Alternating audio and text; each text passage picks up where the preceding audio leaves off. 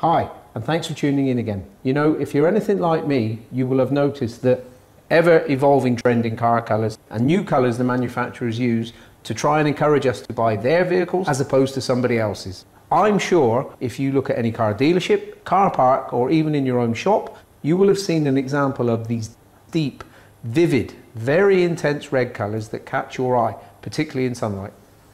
Now, if you've never been faced with one of these repairs before, I guess the question you will have is, how am I going to repair it? What system do I use? What is my repair process?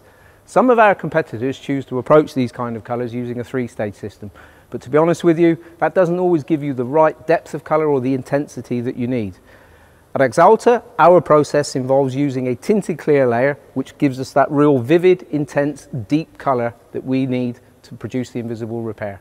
Let's take a look at the job itself, and as you can see, I have a couple of distinct areas of repair that I need to take care of. Right in the middle, of course, I've got this undamaged door which I've just finely sanded. Now, as I have enough room here, it makes sense to use a blend-in technique for the repair process, whereas on the front, I'm afraid I'm going to have to paint edge to edge.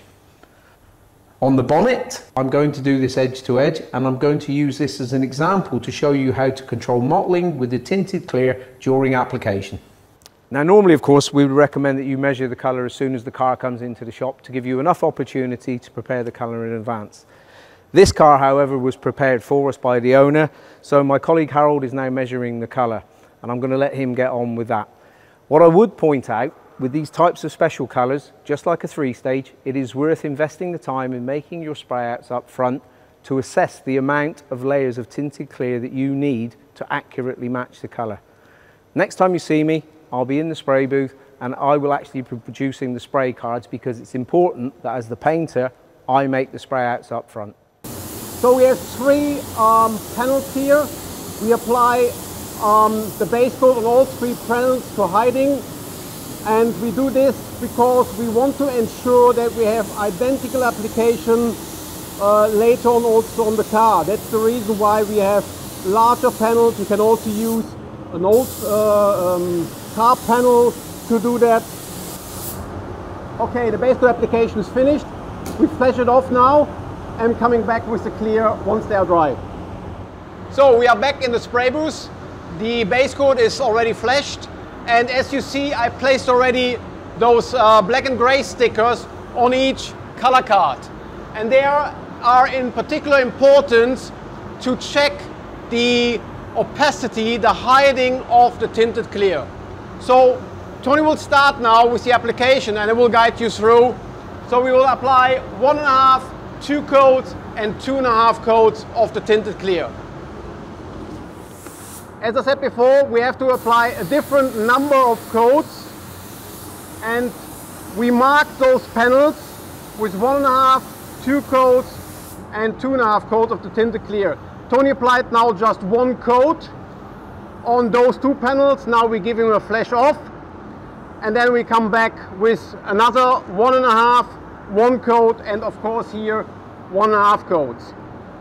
The clear coat is adjusted, as we also will adjust it later on the car, of course, and make sure, depending on the size of the repair, that you also have a slow adjustment in order to be able to merge into together the tinted and non-tinted clear. But that we also will explain later on when we do the actual repair.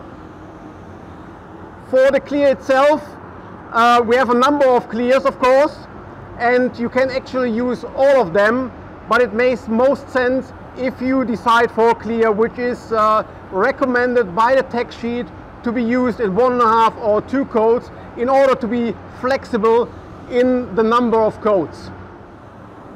So these black and white stickers, as I said before, they are important to check the hiding, because we cannot measure the dry film thickness here on these panels, and also later on not on the car.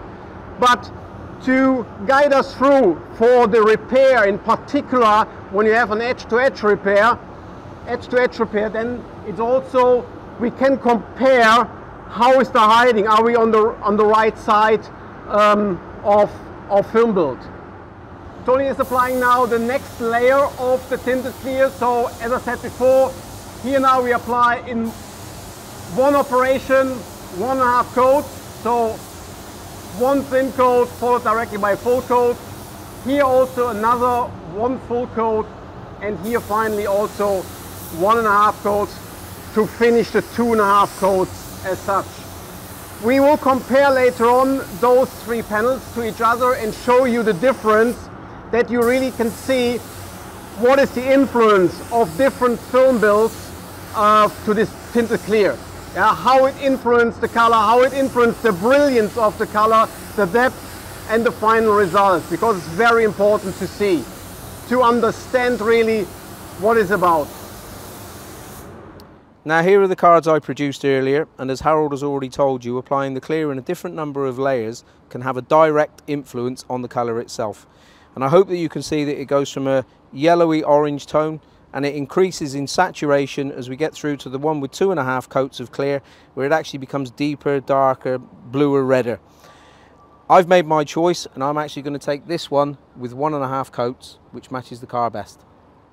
Finally, after all of that preparation and taking the time to produce the spray out cards up front to check the colour, I'm now ready to start spraying the car. To help you follow what I'm doing, I'm again using the arrows. Now my plan, because I have enough room available here, is I'm going to use the blender to help me. And it's not so much with capturing the overspray of the base coat, which of course it will do, but it's more to help me have a nice uniform substrate here later on for a clear coat application. Remember, with the blender, if you're only doing a small repair or your repair size is limited, it's not necessary to use the blender.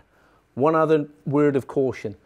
These colours have a very coarse effect aluminium in them, and if you flick the gun around too much, you will cause a transfer of the pigment too far down the panel and you'll actually give yourself a problem. So, having sprayed the blender, base coat application starts here, over the repair, connecting the base coat and the blender together to give me that nice uniform substrate and no openness or coarse structure which will show through in the clear later.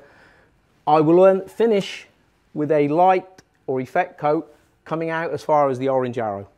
Before then moving down this car as normal in 1.5 coats, applying my base coat as I go.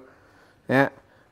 Finally coming round onto the bonnet itself, where again it's a normal application but to the whole panel. One thing I would say to you though at this point, don't be too surprised if you see a slight colour difference where you've made the blend on the side. The base coat itself is not the colour as such in this case, it is part of the colour build-up, and the tinted clear is there to help you get to the final position. That's a lot to take in. Let me go and grab my mask and my spray gun, and it's time we got the job done.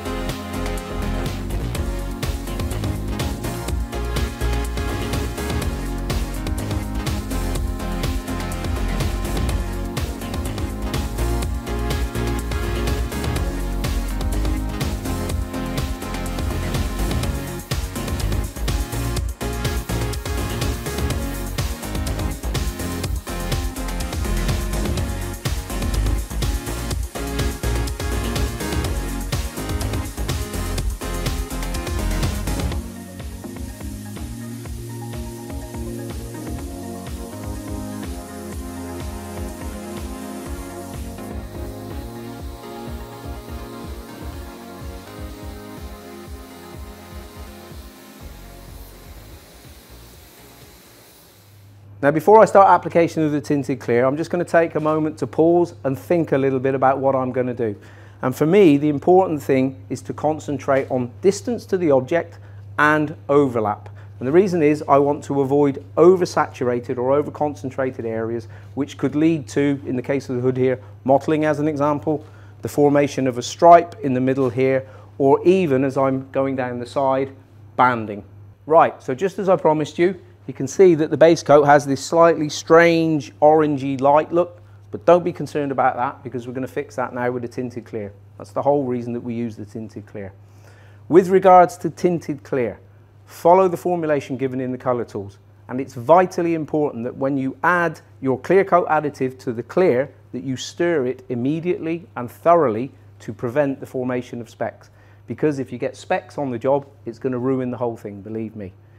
With regards to adjusting the tinted clear, at the same time, adjust your untinted clear, use the same speed of adjustment, and I would always suggest using a slower adjustment. And the reason is that you want to give yourself enough time that you can bring the two together in a closed, uniform film.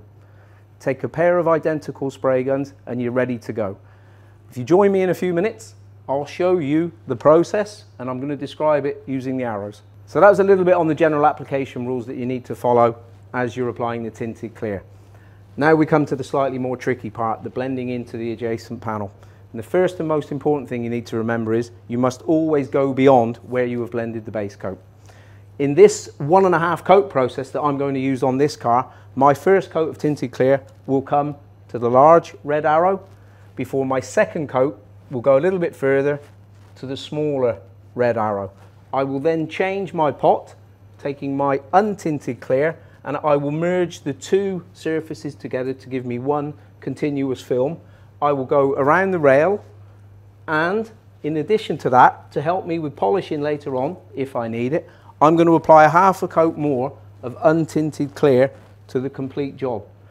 The other reason that I like to finish with untinted clear is on the pillar here. If I was doing a fade-in or a blend-in job, I would want to always finish with untinted clear so that I can then use directly my fade-out thinner.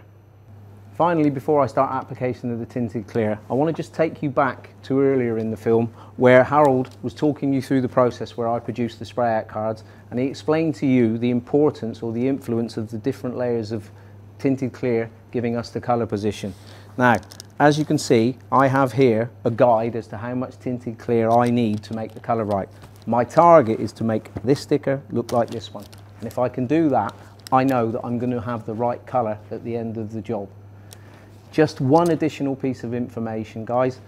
Avoid overlapping on panel edges where you might get a fat build-up or you might get a run. Because if you get that, it will be too dark and you'll never ever polish it away. Time I got the guns and got the job done.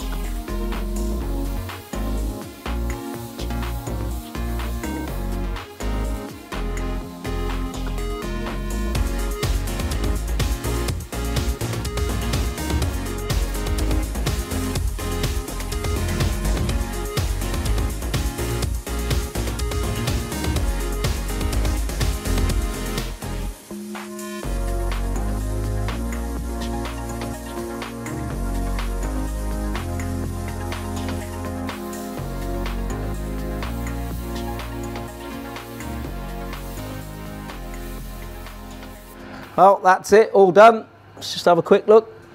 Looks okay. Drying, yep, that's pretty good.